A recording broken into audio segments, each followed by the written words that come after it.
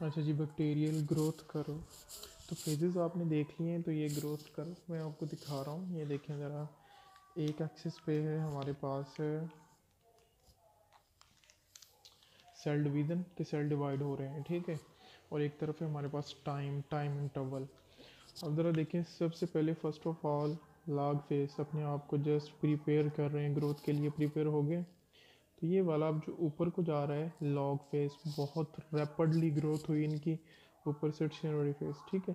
इस फेस के अंदर इनके मरने का और नए बनने का रेट बराबर हो गया, तो लिहाजा बिल्कुल straight.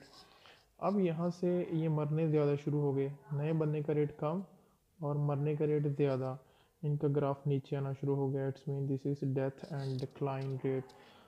Aahista Aahista with the passage of time ख़त्म हो जाएंगे। अच्छा जी, आफ्टर ऑल उसके बाद एक इम्पोर्टेंट, वेरी इंपॉर्टेंट चीज़ कॉन्जुगेशन, बहुत ही इंपॉर्टेंट है। इवन आज का सारा लेक्चर हमारा इंपॉर्टेंट था, लेकिन ये ज़रा स्पेशल किस्म का है कॉन्जुगेशन। डेफिनेशन पे गौर करें, कह रहा है कि bacteria lag sexual reproduction and mitosis, ठीक है। एक तो इसमें सेक्सुअल रिप्रोडक्शन नहीं होती बैक्टीरिया के अंदर, ना ही माइटोसिस होती है, ठीक है। मोस्टली बच्चे क्या करते हैं कि यहाँ बहुत बड़ी गलती करते हैं, कहते हैं कि जो कॉन्जुगेशन है ये बैक्टीरिया का रिप्रोडक्शन जो है वो फेज़ है। नहीं, बैक्टीरिया का जो है ये रिप्रोडक्शन वाला फेज़ नहीं है।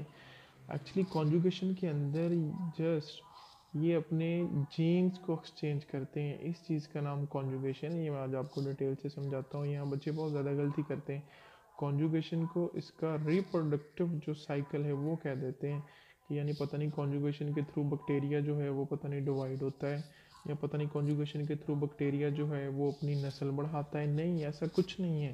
ये टॉपिक के एंड पे मैं कंक्लूड करता हूँ।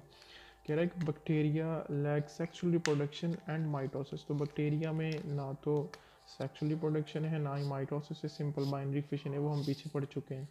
हाउएवर कह रहा है कि some bacteria transfer genetic material, कि कुछ बैक्टीरिया जो हैं वो ट्रांसफ़र कर सकते हैं किस चीज़ को, अपने जेनेटिक मटेरियल को, from donor bacterium to recipient bacterium, ठीक है। डोनर देने वाला, रेसिपेंट रिसीव करने वाला। During a process known as conjugation. तो हम इस प्रोसेस को क्या कहते हैं, कॉन्जुगेशन। तो लें जी, ये सिर्फ इतना सा खेल है कॉन्जुगेशन, सिर्फ जीन्स को, अपने जेनेटिक मटेरियल को एक दूसरे के साथ इंटरचेंज करने का नाम कॉन्जुगेशन है। अगर यहाँ आप गौर करें तो यहाँ B1 बैक्टीरिया और B2 बैक्टीरिया, ठीक है, ये एक अलग किस्म का बैक्टीरिया, ये एक अलग किस्म का बैक्टीरिया। बैक्टीरिया की बहुत सी टाइप्स हैं हमारे पास, हम पढ़ भी चुके हैं पिछले लेक्चर्स के अंदर। तो ये वाला बैक्टीरिया क्या करता है, ये इसके पास कोई ख़ास किस्म का जीन है। लेट्स सपोज के हम एंटीबायोटिक्स यूज़ करते हैं बैक्टीरिया को किल करने के लिए, इसके पास कोई ऐसा जीन्स है कि एंटीबायोटिक्स भी इसके ऊपर असर नहीं करती। तो बैक्टीरिया एक दूसरे का बहुत एहसास करते हैं थ्रू पिल्लाई सेक्स पिल्लाई, हम पढ़ चुके हैं कि जिसके थ्रू ये कॉन्जुगेशन करेंगे। तो ये पिल्लाई के थ्रू क्या करेंगे, अपने उस ख़ास किस्म के जीन्स को किसी दूसरे किस्म के बैक्टीरिया के साथ, जो भी बैक्टीरिया इसके पास है, क्या एक दूसरे के साथ शेयर कर लेते हैं। क्योंकि उन्होंने बहुत ज़्यादा कॉम्पिटिटिव एनवायरनमेंट में रहना होता है, लिहाजा इन्होंने हर तरह की जो स्ट्रेटजी होती है ये अडॉप्ट करनी होती है। अच्छा जी, ये वाला जो है ये दे रहा है ना जीन्स, इसलिए मैं इसको कहूँगा डोनर, डोनर बैक्टीरियम, ठीक है। तो ये हमारे पास आ गया डोनर, ठीक है। तो ये वाला जो है ये रिसीव कर रहा है, तो ये रिसीवर है।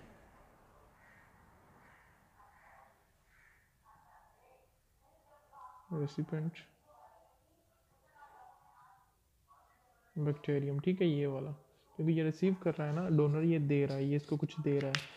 तो इन दोनों की जो पिल्लाई होते हैं, पिल्लाई हमने पढ़ा था ना, हॉलो ट्यूब लाइक स्ट्रक्चर है, तो दोनों के पिल्लाई आपस में यूँ फ्यूज़ हो जाते हैं, यूँ, ये किस्म का बैक्टीरिया, दो किस्म का बैक्टीरिया, ठीक है। चलिए हम मार्कर की कलर भी ऐसे कर लेते हैं, ठीक है, रेड एंड ब्लैक, दोनों आपस में फ्यूज़ हो गए। तो ये वाला अपना वो ख़ास किस्म का जीन इसको दे देगा।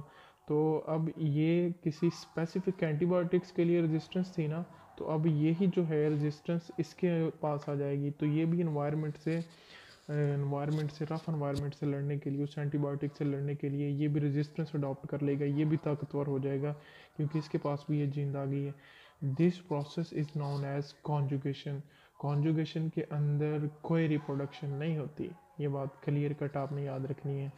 अच्छा जी, ये तो डायग्रामेटिकली भी आपने समझ लिया। मैंने आगे रोल लिखा हुआ है सेक्स पिल्लाई का, कह रहा है कि some conjugating bacteria use sex pili for transfer of genetic material. Actually ये क्या करते हैं कि ये एक कॉन्जुगेटिंग ट्यूब बनाते हैं, कॉन्जुगेटिंग ट्यूब, जहाँ ये दोनों मिल जाते हैं, इसी ट्यूब के थ्रू फिर ये अपने जेनेटिक मटेरियल को ट्रांसफ़र करते हैं। तो सेक्स पिल्लाई का रोल आप ऑलरेडी भी पढ़ चुके हैं कि एक्चुअली पिल्लाई कब यूज़ होते हैं, जब उन्होंने एक दूसरे के साथ जो है कॉन्जुगेशन करनी होती है। बहुत सारी बुक्स के अंदर आप देखेंगे उन्होंने लिखा होगा कि ये पिल्लाई जो है रिप्रोडक्शन के अंदर हिस्सा लेते हैं, इसलिए इनको सेक्स पिल्लाई कहा जाता है। एक्चुअली हमारा जो क्यूरिकुलम है ये अपडेट होने की ज़रूरत है। तो बहुत सारी अच्छी अच्छी बुक्स के अंदर आपको यही मिलेगा, इवन आपकी बुक्स के अंदर भी यही है कि जो सेक्स पिल्लाई का रोल सिर्फ इतना है कि ये जीन्स को ट्रांसफ़र करवाने के काम आते हैं। अब देखो कि इसके पास वो स्पेसिफिक जीन्स आ गया ना, अब इस बैक्टीरिया के अंदर जब ग्रोथ होगी, अब जब इस बैक्टीरिया के अंदर बाइनरी फिशन होगी, जब ये बैक्टीरिया अपनी नस्ल बढ़ाएगा तो ये जीन फर्दर उसकी नस्ल में चलेगी आगे, ठीक है। तो जिस इसके जितने डॉटर सेल्स बनेंगे, ये जितने डॉटर सेल्स बनाएगा, हर डॉटर सेल के पास ये जीन्स होगी फिर। तो actually this is known as conjugation, ठीक है।